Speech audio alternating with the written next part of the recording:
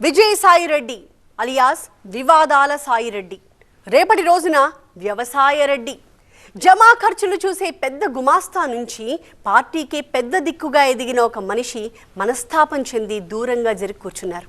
తన క్లైమాక్స్ తానే రాసుకున్నారు. గల్లీ నుంచి ఢిల్లీ దాకా సాయి రెడ్డి చూసిన హైస్ అండ్ లోస్ ఏంటో చూద్దాం ఇవాల్టి బర్నింగ్ టాపిక్లో.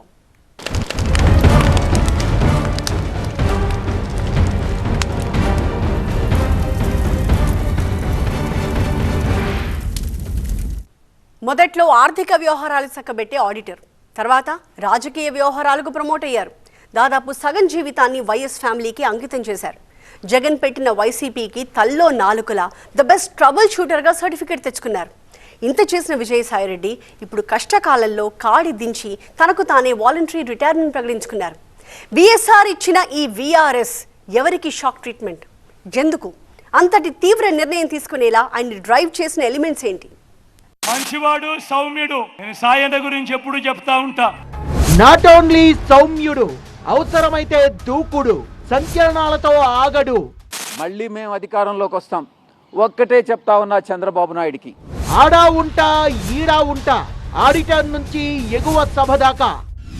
రాజకీయాల నుంచి కూడా తప్పుకోవాలన్నటువంటి నిర్ణయాన్ని తీసుకోవడం జరిగింది.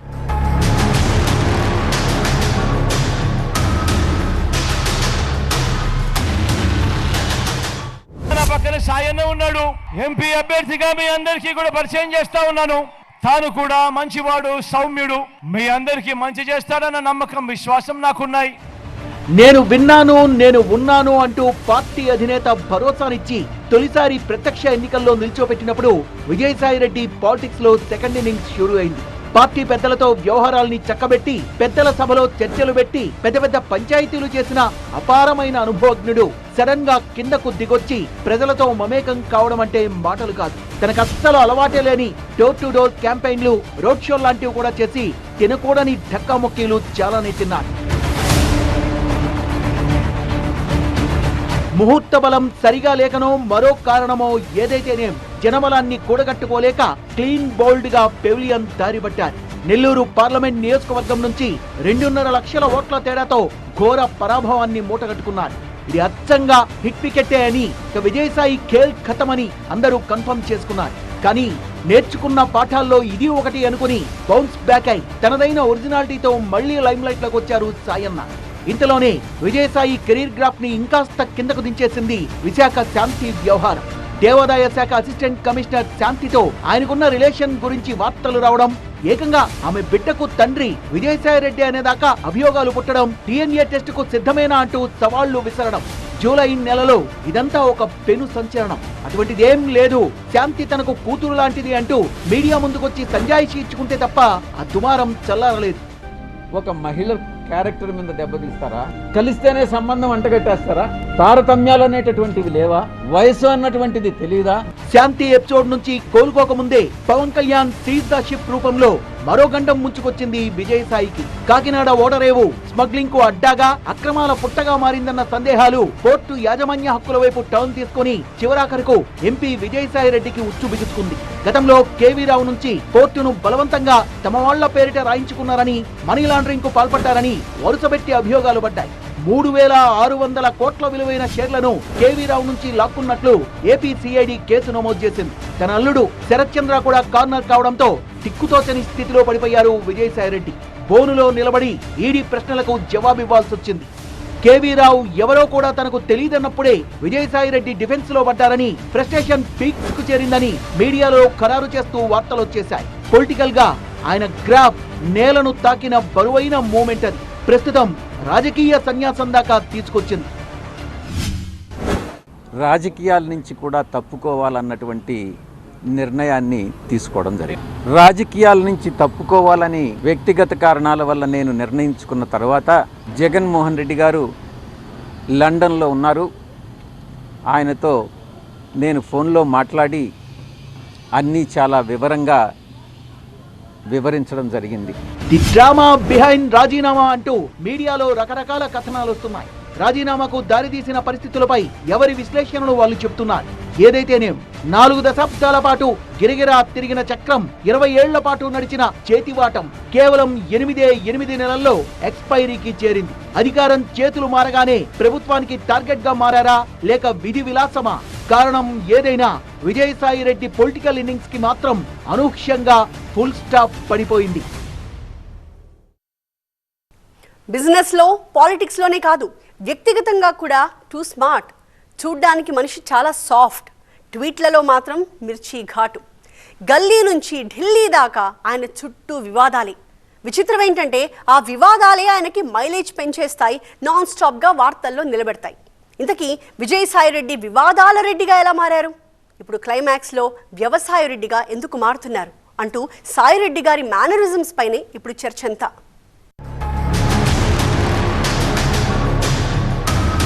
పేనుంబాక విజయసాయి రెడ్డి నెల్లూరు జిల్లా తాళ్లపూడి అనే కుగ్రామంలో రైతు కుటుంబం నుంచి వచ్చి చదువు కోసం చెన్నై వెళ్లి పేరు మోసిన చార్టర్డ్ అకౌంటెంట్ గా ఎదిగిన పర్సనాలిటీ. విఎస్ రెడ్డి అసోసియేట్స్ పేరుతో కన్సల్టెన్సీ సంస్థను పెట్టి చెన్నై, బెంగళూరు, హైదరాబాద్ నగరాల్లో సర్వీసులు ఇచ్చారు. తన క్లయింట్ల జాబితాలో వైఎస్ ఫ్యామిలీ కూడా ఉండడం సాయిరెడ్డి దశను పూర్తిగా మార్చేసింది. 2006లోనే వైఎస్ హయాంలో 2 సార్లు టీటీడీ బోర్డులో సభ్యుడిగా మరికొన్ని నామినేటెడ్ పోస్టుల్లో పనిచేశారు. జగన్ అక్రమాస్తుల కేసుల్లో ఎఫ్ఐఆర్లు నమోదు కావడం, అందులో A2గా తన పేరు కనిపించడం, 2012 జనవరిలో సిబిఐ అరెస్టు చేయడం సాయిరెడ్డి జర్నీలో ఒక మాసిపోని మరక.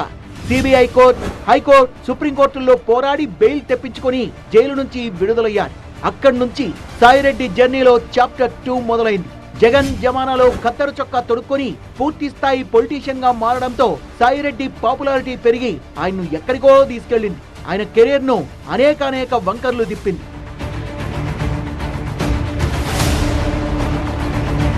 సొంత జిల్లా వెంకటగిరి అసెంబ్లీ నియోజకవర్గం నుంచి పోటీ చేసి అసెంబ్లీకి వెళ్లాలన్నది మొదట్లో సాయిరెడ్డి ఆలోచన.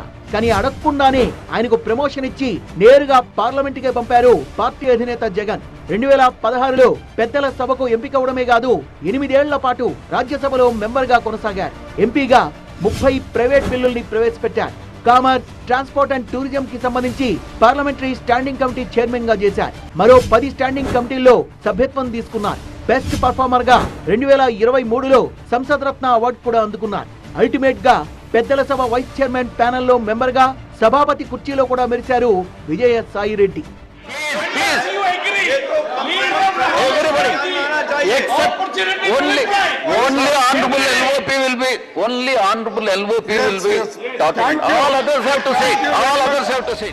ఎన్డీఏలో లేకపోయినా ప్రధాని మోదీ గుడ్ లుక్స్ లో స్థానం సంపాదించుకోవడం సాయిరెడ్డి టాలెంట్ లో మరో గ్రేట్ థింగ్. వైసీపీకి డిఫెండర్ గా ఉంటూనే కేంద్ర ప్రభుత్వాన్ని వ్యతిరేకిస్తూ తన పార్టీ వైఖరిని పార్లమెంట్ వేదికపై చాకచక్యంగా వ్యక్తపరిచారు.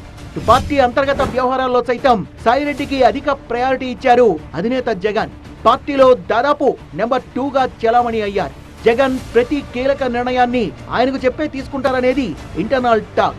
ఉత్తరాంధ్ర ఇన్ఛార్జిగా తనకిచ్చిన బాధ్యతల్ని నెరవేర్చడం కోసం క్షేత్రస్థాయిలో బాగా శ్రమించారు సాయిరెడ్డి. ముఖ్యంగా స్టీల్ ప్లాంట్ పరిరక్షణ ఉద్యమ సమయంలో రోడ్డెక్కి జనంతో కలిసి నిరసన చేశారు. ఇవన్నీ ఒక ఎత్తైతే ఆయన కాంట్రవర్సీలు మరో ఎత్తు. తన మాటల పదునుతో వివాదాల సాయిగా పేరు తెచ్చుకున్నారు. కోడికత్తి వ్యవహారం, పింక్ డైమండ్ వివాదం లాంటి సమయాల్లో అవతలి పక్షాన్ని ఇరుకునబెట్టడానికి పార్టీ కోసం లైన్ దాటి మాట్లాడిన సందర్భాలు ఉన్నాయి. అప్పట్లో సాయిరెడ్డి అంటే న్యూస్ లో హెడ్లైన్ మేకర్. మళ్ళీ మేము అధికారంలోకి వస్తాం, ఒక్కటే చెప్తా ఉన్నా చంద్రబాబు నాయుడికి, తిరిగి అధికారంలోకి వచ్చి మేము వచ్చిన తర్వాత నువ్వంటూ బతికుంటే తిరిగి జైలు పాలు కాక తప్పదు నువ్వు చేసేటటువంటి అన్యాయాలకి, అక్రమాలకి అన్నటువంటి విషయాన్ని చాలా స్పష్టంగా చెప్తా ఉన్నా. ఆయన ట్వీట్ పెడితే తోలు తీసి డోలు కట్టినట్టే, మారు మాట్లాడడానికి ఛాన్స్ ఉండదు, అంత కరుగ్గా ఉంటుంది సోషల్ మీడియాలో విజయసాయి నేచర్.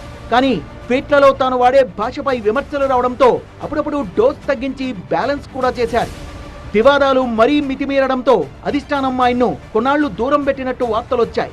మళ్లీ సాయిరెడ్డి సేవలు పార్టీకి అవసరమని భావించి ఉత్తరాంధ్ర పగ్గాలు మళ్లీ ఆయనకే అప్పచెప్పారు. ప్రతిపక్షంగా ఉంటూనే పార్టీ బలోపేతానికి కృషి చేయడం మొదలుపెట్టారు. అంతలోనే డామేట్ కథ అడ్డం తిరిగింది. రాజకీయ సన్యాసం ప్రకటనతో వైసీపీలోనే కాదు ఏపీ పొలిటికల్ సర్కిల్స్ అన్నింటా సంచలనమయ్యారు. సాయిరెడ్డి నెక్స్ట్ వెర్షన్ ఏంటి? తాను చెప్పినట్టుగా వ్యవసాయమే చేసుకుంటారా, లేక తన పలుకుబడిని ఉపయోగించుకొని పరోక్షంగా మరో విధంగా ఎదుగుతారా అనేది ఇప్పటికైతే సస్పెన్స్.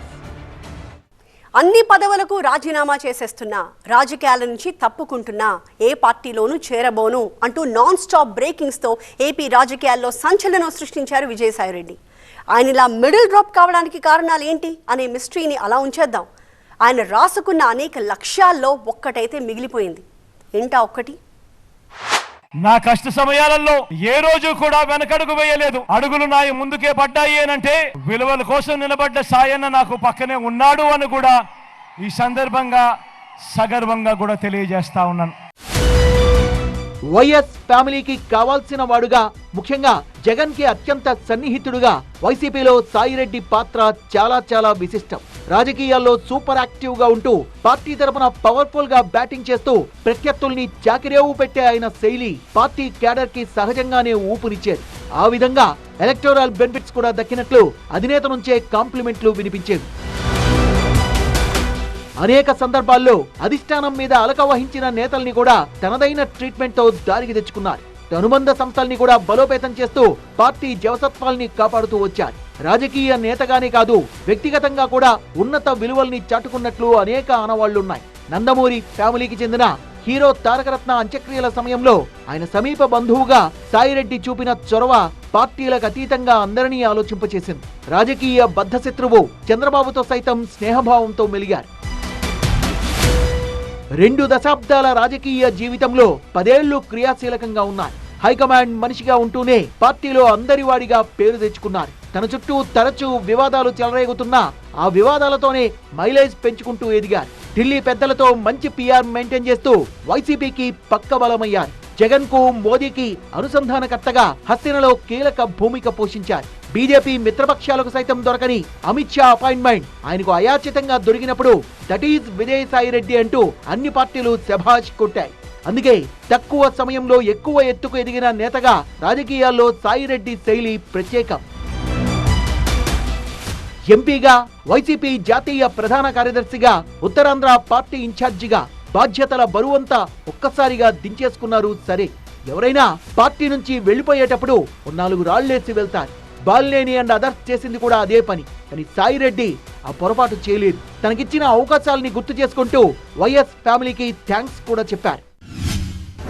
4 దశాబ్దాలుగా 3 తరాలుగా రాజారెడ్డి గారి దగ్గర నుంచి, రాజశేఖర్ రెడ్డి గారి నుంచి ఈరోజు జగన్మోహన్ రెడ్డి గారి వరకు 3 తరాలుగా ఆ కుటుంబంతో సన్నిహిత సంబంధాలు ఉన్నటువంటి వ్యక్తిగా నేను ఒక్కటే చెప్తా ఉన్నాను. ఈ జీవిత కాలంలో ఏ రోజు కూడా ఆ కుటుంబంతో విభేదాలు అన్నటువంటివి రావు, ఇంతవరకు లేవు, భవిష్యత్తులో కూడా వచ్చేటటువంటి అవకాశం లేదు. పార్టీలో అత్యంత సౌకర్యంగా ఉన్నట్టుగా కనిపించిన సాయిరెడ్డి సడన్ గా అస్త్ర సన్యాసం చేయడం మిస్టరీగా మారింది. తనకిష్టం లేకపోయినా నెల్లూరు ఎంపీగా తన మిత్రుడు వేమిరెడ్డి మీదే పోటీ చేయించడం, అనుబంధ సంఘాల బాధ్యతలు తన నుంచి విడదీసి చెవిరెడ్డికి ఇవ్వడం, గతంలో తన కంట్రోల్లో ఉన్న సోషల్ మీడియా బాధ్యతల్ని సజ్జల భార్గవ్కి ఇవ్వడం, ఇవన్నీ కలిసి పార్టీలో విజయసాయిని ఉక్కపోతకు గురిచేశాయి. పైగా ఒకప్పుడు పార్లమెంటరీ పార్టీ నేతగా ఉన్న సాయిరెడ్డిని తప్పించి ఆ పోస్ట్ వైవి సుబ్బారెడ్డికి ఇచ్చింది అధిష్టానం. ఆల్రెడీ సజ్జలతో తనకున్న విభేదాలు, ఉత్తరాంధ్రలో బొత్స సత్యనారాయణతో పొసగకపోవడం లాంటి పరిణామాలు కూడా పార్టీలో సాయిరెడ్డి ఇమడకుండా చేశాయని ఆ పార్టీ నేతలే చెప్తున్నారు. ఇలా పార్టీ ఓటమి, తన ఓటమి, అదే సమయంలో కేసులో ఒత్తిడి, ఇవన్నీ కలిపి మనస్తాపం చెంది సాయిరెడ్డి కఠిన నిర్ణయం తీసుకునేలా చేశాయా? ఏమండి, తప్పు చేసినోడు రాజకీయాల్లో ఉన్నా లేకపోయినా ఆ తప్పుకు సంబంధించిన శిక్ష అనుభవించాల్సిందే. అర్థమైందా? అది తప్పు చేసిన ఎవరికైనా రాజకీయాల్లో ఉన్నా, రాజకీయాలు మానేసైనా సన్యాసం తీసేసుకున్నానని చెప్పి కాషాయం ధరించేసినా కూడా తప్పు చేశాడంటే కనుక డెఫినెట్గా శిక్ష పడాల్సిందే. మరి అతని స్వంత విషయం అంటున్నారు, లేకపోతే ఏ అర్ధరాత్రో గొడ్డలేమైనా కల్లోకి వచ్చిందో, లేకపోతే ఏదైనా ఇంటెలిజెన్స్ రిపోర్ట్స్ ఏమైనా వెళ్ళినాయో, నెక్స్ట్ టార్గెట్లని ఏమైనా వెళ్ళినాయో ఏంటో ఆయనకి తెలియాలి. మనకు విజయసాయిరెడ్డి నిష్క్రమణపై పార్టీ అధిష్టానం కూడా స్పందించింది. మీ నిర్ణయాన్ని గౌరవిస్తాం కానీ అంగీకరించమంటూ అధికారికంగా ప్రకటించింది వైసీపీ. పార్టీ మూల స్తంభాల్లో ఒకరుగా మీరు చేసిన సేవలు అద్భుతమంటూ ట్వీట్ చేసింది. ఇప్పుడు రాజకీయ సన్యాసం తర్వాత సాయిరెడ్డి నియర్ ఫ్యూచర్ ఏంటి? ఢిల్లీ స్థాయిలో విస్తృతమైన పరిచయాలున్న సాయిరెడ్డి అవన్నీ పక్కకు పెట్టి సైలెంట్ గా ఉండగలుగుతారా అనేది తాజా మిస్టరీ. మీడియా సంస్థను ప్రారంభించి కొత్త జర్నీ మొదలు పెడతారని కొందరు, బీజేపీలో భవిష్యత్తును వెతుక్కుంటారని మరికొందరు జోస్యం చెప్తున్నారు. ఇక్కడ బీజేపీ అనుసరిస్తున్న వ్యూహం అంటే తెలుగుదేశం పార్టీ సహకారంతో వైసీపీలోని పార్లమెంటు ముఖ్యంగా రాజ్యసభ సభ్యులను రాజీనామా చేయించి తమకు అనుకూలంగా ఉన్న వారిని తమ బలంతో ఎన్నుకొని రాజ్యసభలో తన బలాన్ని పెంచుకునే ప్రయత్నాన్ని బీజేపీ విజయవంతంగా చేస్తుంది. బీజేపీలో చేరతారని మోడీ గారు చెప్పారా, అమిత్ షా గారు చెప్పారా, నడ్డా గారు చెప్పారా, లేదా మేము చెప్పామా? సోషల్ మీడియాలో వచ్చిన వాటి మీద స్పందించాల్సినటువంటి అవసరం ఖచ్చితంగా లేదు. కానీ సాయిరెడ్డి మాటంటే మాటే, సన్యాసం అంటే సన్యాసమే. విజయసాయిరెడ్డి వ్యవసాయ రెడ్డిగానే కంటిన్యూ అవుతారని నొక్కి వక్కాణిస్తోంది ఆయన ఫ్యాన్ ఫాలోయింగ్. కానీ మీ అల్టిమేట్ గోల్ ఏంటి అని అడిగితే గవర్నర్ కుర్చీ అంటూ TV9 క్రాస్ ఫైర్ లో ఓపెన్ అప్ అయ్యారు విజయసాయిరెడ్డి. ఆర్బీఐలో డైరెక్టర్ వారు గవర్నరా లేకపోతే ప్లానింగ్ కమిషన్కి వెళ్ళాలనా, లేదు అనుకుంటే ఇంకా కొత్త ఆలోచనలు ఏమైనా ఉన్నాయి? నేను జగన్మోహన్ రెడ్డి గారిని, మా అధ్యక్షుల వారిని ఒకటే రిక్వెస్ట్ చేశాను, సార్ మీరు నన్ను గవర్నర్గా నా రిటైర్మెంట్ తర్వాత నన్ను గవర్నర్గా పంపించండి అని. స్టేట్ గవర్నర్, ఏదో ఒక స్టేట్కి గవర్నర్గా పంపించండి అని ఆయన రికమెండ్ చేస్తే నేను గవర్నర్ అవుతాను. మరైతే మారిన పరిస్థితుల నేపథ్యంలో సాయిరెడ్డి తను రాసిపెట్టుకున్న గోల్స్ ను మార్చుకుంటారా లేక గవర్నర్ కుర్చీపై ఆశల్ని వదులుకుంటారా అనేది చూడాలి.